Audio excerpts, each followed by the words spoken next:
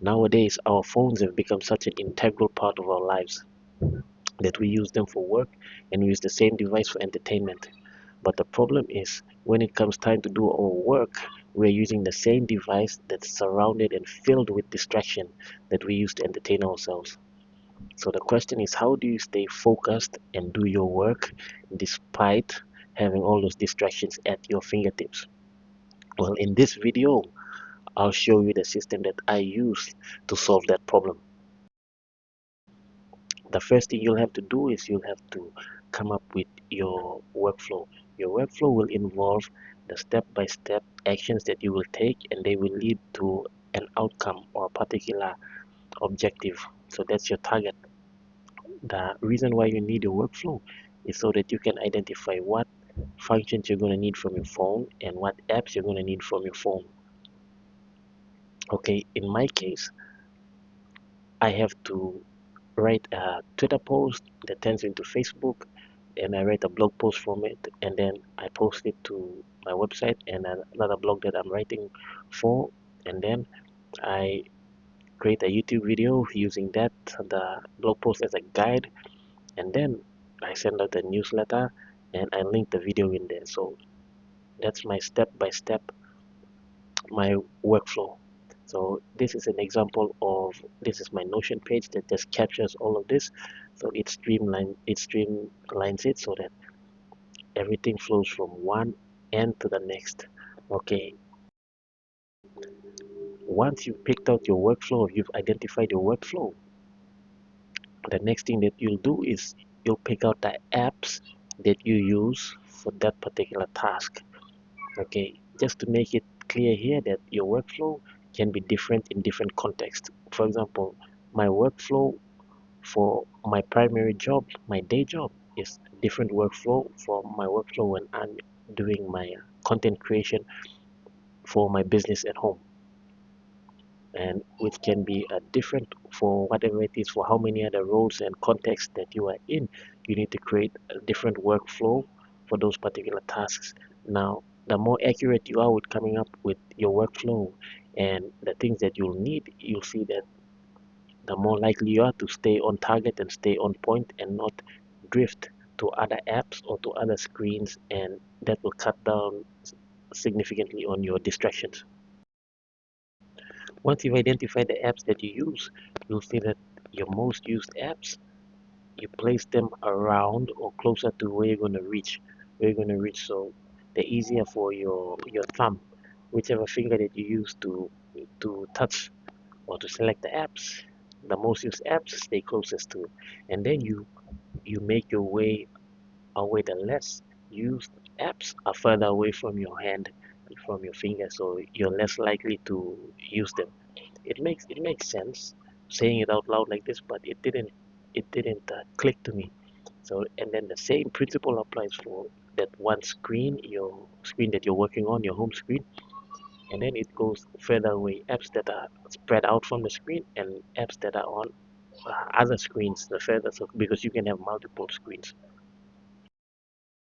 The next thing you have to do is you bury or you delete the apps that you don't use or you don't need. You just look at the app and you think, oh, I'm never going to use that app, or it's unlikely. This can be, it's common for system apps, things that come your phone comes loaded with or preloaded with, so you can't remove them. So I just bury them inside of folders, or just group them together. These are apps that I will not use, and then I put them as far away as I can put them, so that they are away from me and they're not a distraction. They don't get in the way of me trying to reach the apps that I actually do use and need. The next thing that you have to do is, I think, the cool part, where after you picked out the apps that you're most likely to use more often and you've arranged them in a way where they're easy to reach proximity wise, the next thing is you're going to use widgets and shortcuts to reduce the resistance of you getting to the particular part of the app that you need to use, or a document inside of that app. For example, this is a Word document that I use where I just jot down my thoughts, notes that I use to write my blog post at the end of the week. And then up here is my this is my Notion page that just lists out my workflow. So instead of going into Notion one click and then navigating the sub pages, the shortcut is just out here. So okay, the opposite goes for apps that I use, but they may also serve as distractions. So for example, I've got the YouTube and YouTube Studio, and I've got Facebook and Facebook Lite. They are inside of a folder, so I can reach them if I want to, but just that delay, it serves as some resistance, so that one extra step, most times it catches me.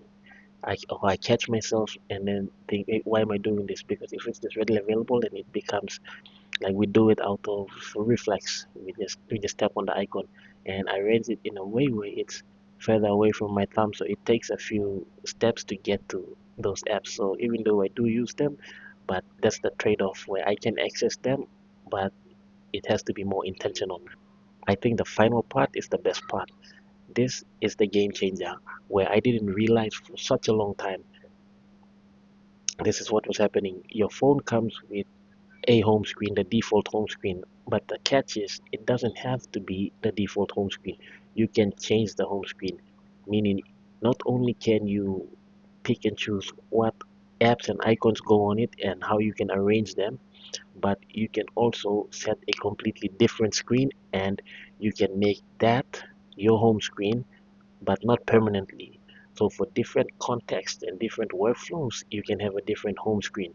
So everything that you've used up until or up to this point, the apps that you need, how they're organized, how they're arranged, you can make different app collections with their widgets and different screens for different workflows and for different contexts in your life.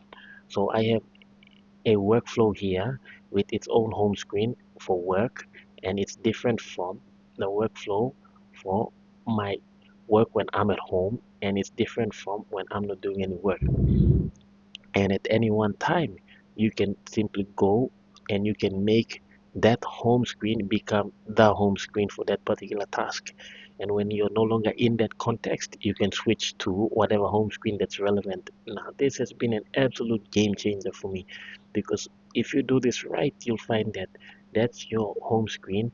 So wherever you go, whatever apps that you may use, when you minimize them, you will come back to that screen, and you don't have to see anything else. You don't have to see anything else. You don't have to think about anything else, and it will keep you in the zone.